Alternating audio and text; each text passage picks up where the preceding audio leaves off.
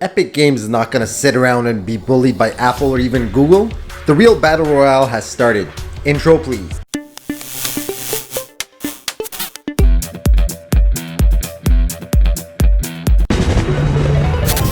Facebook Gaming has faced problems with Apple and had to conform and modify their app for it to be approved and accepted on the iOS Apple Store. Steam has their in-app purchases turned off and only allow for local streaming using the Steam Link app on Apple devices. Google Stadia and GeForce Now didn't even bother, as they already know what the outcome would be if they released their software on iOS. Microsoft did begin to dabble on it with limited testing of their new xCloud platform, only to abandon it when they realized that Apple is not willing to play nice with them or allow many of their features and the ability to play all of the games on xCloud. So who does it involve? It's Epic versus Apple, along with Google of course. Why? To allow more open platforms that give power to the developers and gamers. Enough is enough. Developers are tired of this duopoly that is comparable to the new kind of digital online mafia. Apple has been allowed to roam around, running their rules, and thus far everyone has conformed or stepped down from any confrontation. It is time that we step up and unite as gamers. Let these bullies know what we really want. We don't want silly console wars.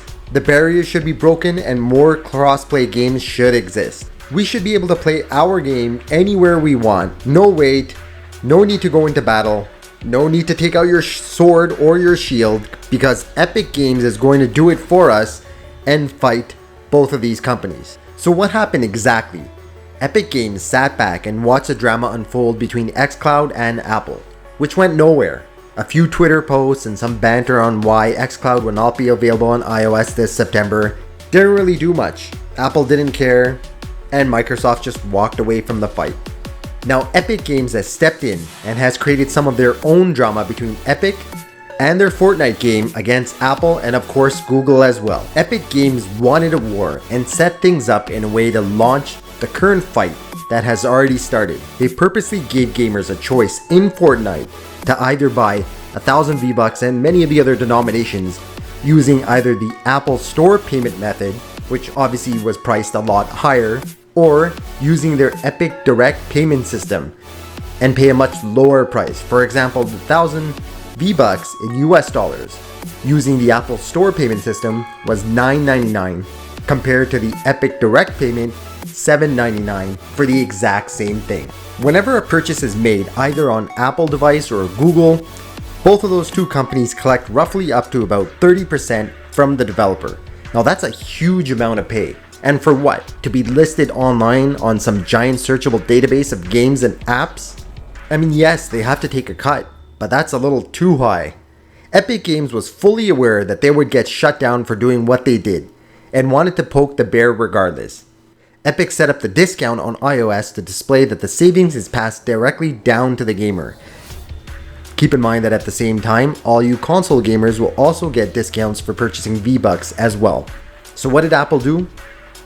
They naturally retaliated, and this only makes them look like the bad guy in all of this. Apple removed Fortnite from their store, and Epic had the following 1984 inspired video ready to show everyone right away. Now Apple had created an ad back in 1984, the one that you saw earlier in the video, announcing the launch of their new Macintosh computer. Now if you read the George Orwell novel with the same name, 1984, you will see the parody of the parody that has been created. Apple originally had created that Super Bowl advertisement to take on IBM's monopoly of the computer market, back when IBM controlled the market and dictated who did what and how. Apple came in to show everyone that they were here for the people to offer them a choice.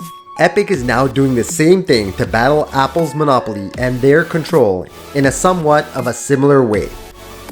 Apple has over time become the evil empire that pushes developers around and takes away the freedom from all of the users of their devices.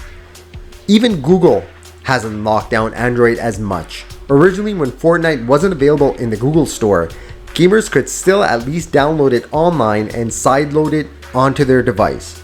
No need to jailbreak or hack your Android device at all. Apple, on the other hand, is a lot more restrictive as to what you can do.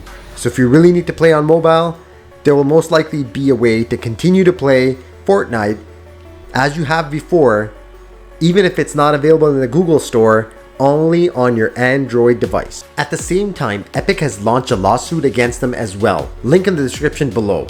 It is about time that someone does something about this. Microsoft should have fought harder with their xCloud against Apple. A few tweets and posts online won't help with anything. What Epic has started has a better chance of getting results. Sony put up barriers and were against crossplay for many years. Epic Games pushed Sony in their own face-off, and eventually us gamers were able to rejoice together.